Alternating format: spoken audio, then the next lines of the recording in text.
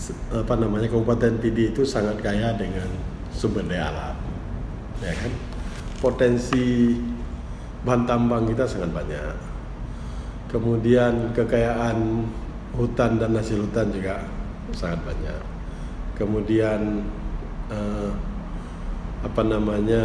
hasil-hasil kelautan kita juga sangat banyak, ya kan?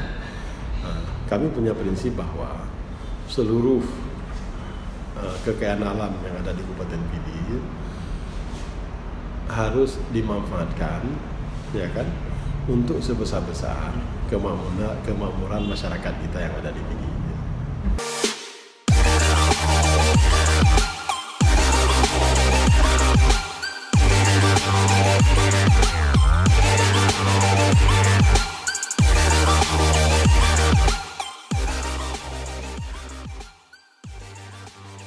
Assalamualaikum warahmatullahi wabarakatuh. Hari ini kita kedatangan tamu istimewa, ya, Pak Fadlullah, Wakil Bupati Pidi. Kita hari ini akan membahas, ya, akan menggali lagi kenapa Tangsi, ya, terutama selalu dilanda banjir bandang yang sangat besar, dan apa sih yang pernah dilakukan penanggulangan bencana ini dan apa kendalanya. Assalamualaikum Pak Fadlullah. Salam. Apa sih Pak sebenarnya yang terjadi di Tangsi ini Pak, sehingga dia terjadi bencana selalu atau banjir bandang? Banjir. Sebenarnya kalau kita lihat itu nggak hanya khusus Tangsi kalau persoalan banjir. Banjir bandang tempat kita itu kan bukan persoalan satu kabupaten, tapi ini hampir menyeluruh karena memang Provinsi Aceh ini kan sepanjang dari mulai perbatasan sampai ke ujung itu kan di tengah-tengahnya kan Bukit Barisan, ya kan, hampir semua kabupaten tempat kita itu sangat rawan dengan bencana yang namanya banjir. Tak terkecuali ya Kabupaten Pidi, ya. Kemudian Kabupaten Pidi juga Tangsi, ya kan.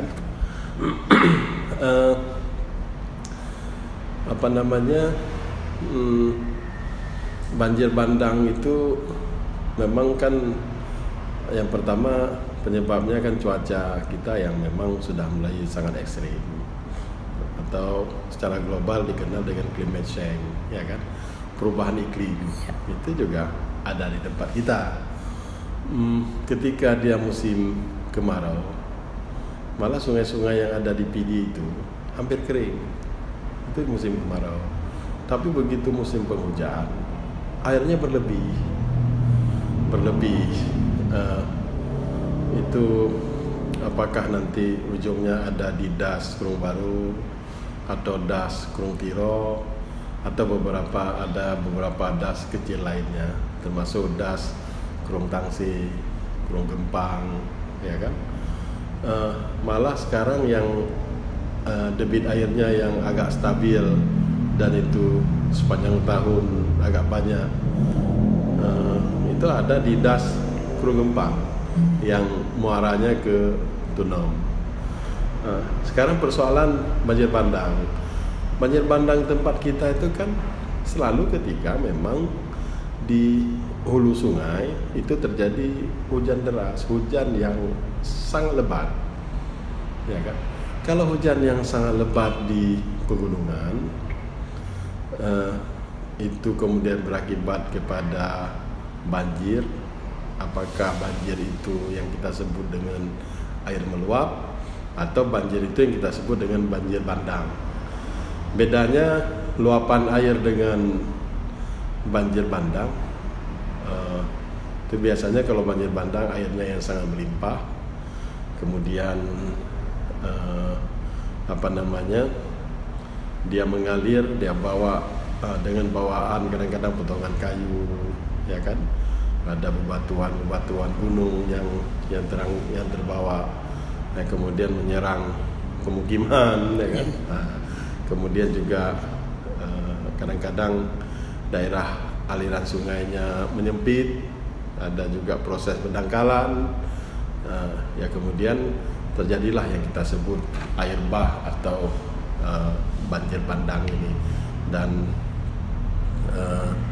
memang hampir setiap tahun di Tangsi, ya kan, di Kurung Pucuk, Kurung Balai, Kurung Inang yang ada di Tangsi, kan bukan di Tiro saja yang ada Kurung Inang, di Tangsi ada juga namanya Kurung Inang, kemudian Kurung Gempang, itu sering terjadi air bah. Kemudian dan itu berulang hampir setiap tahun, dan aliran airnya memang sangat kencang dan cepat. Kemudian sudah pasti dapat kita duga bahwa air bah atau banjir bandang seperti ini biasa disebabkan oleh ada semacam kerusakan di hulu biasanya. Ya hulu dari sungai-sungai kita kan pegunungan kan hutan, ya kan. Berarti ada semacam kerusakan di hutan. Itu akibat dari pembalakan liar, bisa jadi ya, pembalakan liar, sehingga daya tampung dari air di pegunungan memang sudah berkurang, dan yang namanya pembalakan liar di pegunungan kita, ya kan, tidak hanya di pegunungan Tangsi, hampir menyeluruh pegunungan kan, itu memang sudah lama terjadinya, sudah lama, sejak zaman dulu. Malah dulu ada zaman HPH lagi, kan? Udah zaman HPH lagi dulu. Sekarang HPH-nya sudah nggak ada lagi di tempat kita, tapi banjir bandangnya masih ada. Artinya kan pembalakan liar juga masih berlanjut, masih ada di tempat kita. Dan pembalakan liar ini kan apa namanya? Dia kan biasanya kan agak merusak ekosistem, di keseimbangan alam itu merusak, dan kemudian ujung-ujungnya ya terjadilah banjir yang seperti kita rasakan saat ini. Lalu pertanyaannya, bagaimana langkah-langkah pemerintah Kabupaten Pidi? Kita terus terang, akibat dari pembalakan liar ini itu merusak ekosistem yang ada di hutan. Sebenarnya akibatnya tidak hanya ke banjir. Coba sekarang lihat di Pidi itu, atau di pegunungan, di lereng-lereng pegunungan Aceh sekarang ini, itu paling rawan terjadi paling sering terjadi konflik gajah. Satwa liar gajah itu paling sering terjadi karena habitatnya terganggu. Kemudian gajah itu kan mencari makan di tempat lain. Tempat lain itu ya ke perkebunan warga. Perkebunan warga, jadi warga berkebun juga sudah nggak nyaman. Nah, kami pemerintah Kabupaten Pidi selalu mensuarakan ini, ya, supaya yang pertama ke pemerintah provinsi, supaya lebih serius dalam hal penanganan ini, penanganan di hulu sungai ini. Nah, di hulu, karena banjir yang berulang itu nggak bisa kita tangani hanya di hilir, tapi harus di hulu. Hulu sungai itu hutan di Pidi itu kan kebanyakan kan itu daerah resapan, hutan lindung yang kita sebut dengan Hulu Masin. Hulu Masin, ya kan. Pidi itu kan kabupaten yang wilayah hutannya sangat luas, dan umumnya yang disebut dengan wilayah hutan lindung Hulu Masin ya di Pidi, Kemudian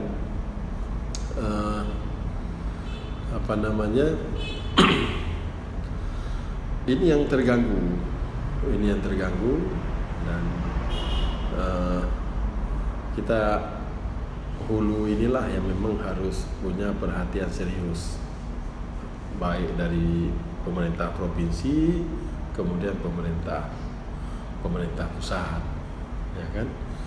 Nah, pemerintah kabupaten kalau untuk bicara untuk wilayah hutan, ya kan, kemudian berbicara masalah satwa liar, kewenangan kita sangat terbatas.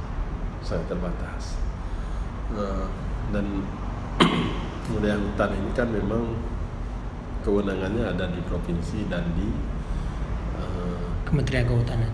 Ya, di pusat. Kementerian dalam hal ini Kementerian Kehutanan. Ya, kami penanganan selama ini sesuai dengan kemampuan daerah. Ya, paling begitu terjadi banjir bandang atau luapan air, ya kita menangani tanggap daruratnya, ya kan? Tanggap daruratnya, kemudian apa yang bisa kita benahi sesuai dengan kapasitas kabupatennya kita tangani sesuai dengan kemampuan daerah. Saya juga beberapa kali membaca berita bahwa banjir ini juga disebabkan oleh illegal mining, Pak, ya, atau tambang ilegal yang sangat banyak di Tangsi maupun di Gempang. Apakah itu menjadi salah satu penyebab kerusakan yang tadi, Pak? Di daerah Tangsi nggak ada tambang ilegal. Nggak ada, Pak, ya? Nggak ada. Karena kan cadangan tambang ilegal ini kan banyak emas kan. Pertama rakyat lah kita sebut. Nah, sistemnya kan ada dua. Ada yang ada dengan cara tradisional dengan cara menggali lubang, ada dengan cara membawa ekskavator, beko, ya kan? Yeah. Dua metode ini dilakukan, tapi itu bukan di daerah Tangsi, bukan yang masuk dalam wilayah kecamatan Tangsi karena mungkin cadangannya sangat kurang. Itu lebih banyak di dalam kecamatan Gempang, ya kan? Bagi kami untuk illegal mining ini atau pertambangan rakyat, kami menghimbau kepada masyarakat, sudah berkali-kali kita ajak supaya ayo pertambangan rakyat ini bisa kita legalkan. Ya kan? Bisa kita legalkan, ya dengan cara apakah membentuk koperasi rakyat, nanti bisa bersama-sama urus izin lah, urus izin, ya kan? Kalau dia memang nanti kalau sudah urus izin pertambangannya jadi legal, ya kemudian nanti dalam proses penambangannya nanti bisa dikontrol oleh pemerintah mengontrol umpamanya dalam hal penggunaan zat-zat yang berbahaya, ya kan? Atau mengurangi penggunaan zat-zat yang berbahaya ketika mengolah bebatuan menjadi emas, umpamanya kan menggunakanlah yang tidak ramah lingkungan dan tidak merusak lingkungan. Ya, di samping nanti bisa ada penambangan tersebut bisa mengikuti regulasi yang telah diatur oleh pemerintah. Kami sudah menghimbau pada warga masyarakat, dan sepertinya para penambang dulunya memang sangat merespon baik himbauan dari pemerintah kabupaten, ya kan? Ya tinggal lagi mereka bagaimana nanti, karena izin pertambangan itu bukan di kabupaten, karena yang mereka tambang itu di kawasan hutan, ya kan? Itu kewenangan kawasan hutan untuk penanganannya kan adanya di provinsi dan di pusat. Jadi kalau dikatakan Karena kan tahun ini yang terjadi banjir bandang kan di Tangsi, di Gempang kan enggak, ya kan? Itu apakah gara-gara illegal mining? Kalau kami kira bukan. Lalu pertanyaannya, apakah illegal mining merusak hutan? Pastilah. Pasti. Karena pertambangan ini dilakukan di kawasan hutan, pasti merusak hutan. Kemudian dari sisi ekonomi, apakah masyarakat kita dapat keuntungan yang banyak dari pertambangan rakyat tersebut? Ya sudah pastilah ya. Kalau memang dia ada rezeki, pasti masyarakat pasti diuntungkan, terutama masyarakat yang memang bekerja membantu di sektor pertambangan tersebut, ya kan? Pasti. Cuman kami tetap menjelaskan kepada masyarakat bahwa aturan, regulasi yang harus diikuti ketika berniat melakukan penambangan di suatu wilayah ataupun di suatu kawasan. Oke. Kalau menurut Bapak terjadi bencana di musibah atau banjir di Tangsi ini lebih kepada illegal logging atau illegal mining, Pak? Yang pertama, pemerintah Kabupaten PD menyadari betul bahwa Kabupaten PD itu sangat kaya dengan sumber daya alam, ya kan? Potensi bahan tambang kita sangat banyak. Kemudian kekayaan hutan dan hasil hutan juga sangat banyak. Kemudian hasil-hasil kelautan kita juga sangat banyak, ya kan? Kami punya prinsip bahwa seluruh kekayaan alam yang ada di Kabupaten PD harus dimanfaatkan, ya kan, untuk sebesar-besar kemakmuran masyarakat kita yang ada di PD, ya kan? Jadi itu yang pertama. Yang kedua, bagaimana dengan bencana yang terjadi, semacam banjir bandang? Teorinya sudah jelas bahwa banjir bandang itu memang sering terjadi diakibatkan oleh kerusakan hutan, ya kan? Kerusakan hutan. Pertambangan yang nggak merusak hutan itu pasti nggak berakibat kepada banjir. Iya. Ya kan? Iya. Pasti nggak berakibat kepada banjir, pertambangan yang tidak merusak hutan. Apakah bisa kita melakukan pertambangan yang tidak merusak hutan? Bisa, karena teknologi itu sudah ada sekarang ini. Kemudian